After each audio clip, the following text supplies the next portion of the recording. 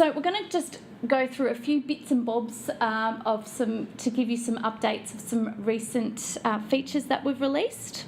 And the first one we're going to chat to you about is pre and post acceptance of offers.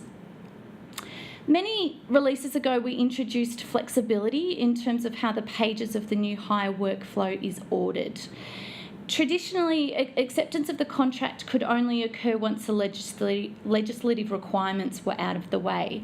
So the new hire had to complete their TFN details and their super information before they even downloaded and accepted their contract. But you've now got the option of contract acceptance taking place before the new hire completes their TFN and super details. There's pros and cons to each workflow, but at least we're now letting you set the scene and decide which is more suitable to your business processes.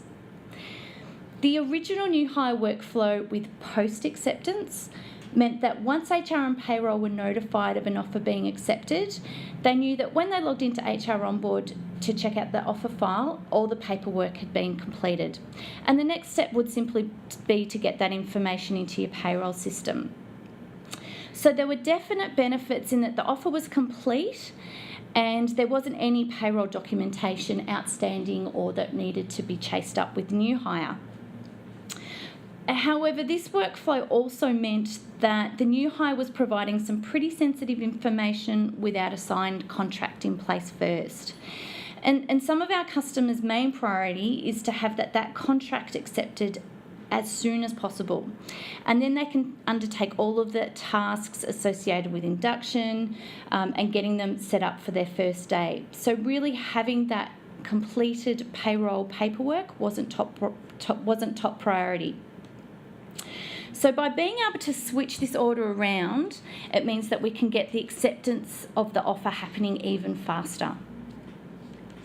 If you'd like to make any changes to your new hire workflow order, you can just give us a call or even just send us an email and we can chat through with you about it further and let's get the right solution in place for you.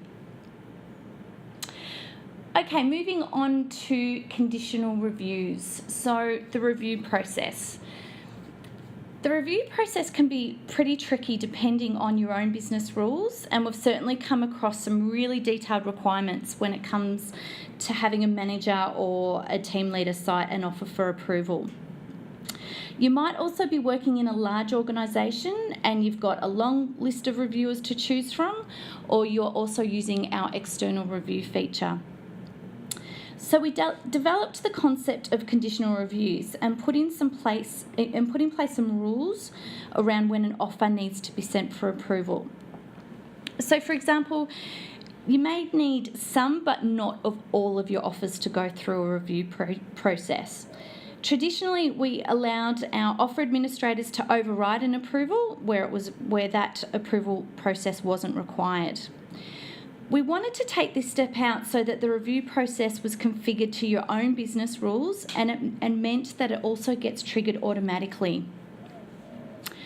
A common use case where a contract needs to be reviewed is if the salary is over a certain amount. So one of our customers has their environment configured so that offers where the salary is over 100K, that goes for a review to a particular executive.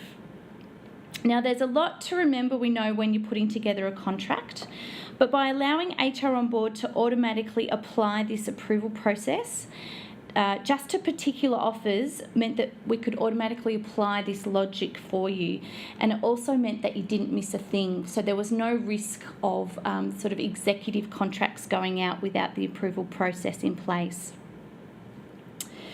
You might also like to adopt a review process if it's for a certain role or even for a particular location. And there are many different scenarios that you could apply to this. So just have a think about your current process and have a chat with us about how we could use this feature to enhance the review process for you. So just moving on to SMS notifications, we thought we'd let you know that, well, traditionally SMS alerts were restricted to the new hire only, and that happened when they initially accepted their offer, and then once again when we provided them with their security code to ensure authentication of the user. But you can now use SMS rather than emails to alert back office users about a new hire starting. So this could also include provisioning and also whether an offer has been accepted or declined. So you can now use SMS notifications in conjunction with the email notifications to your back office users, which is really good.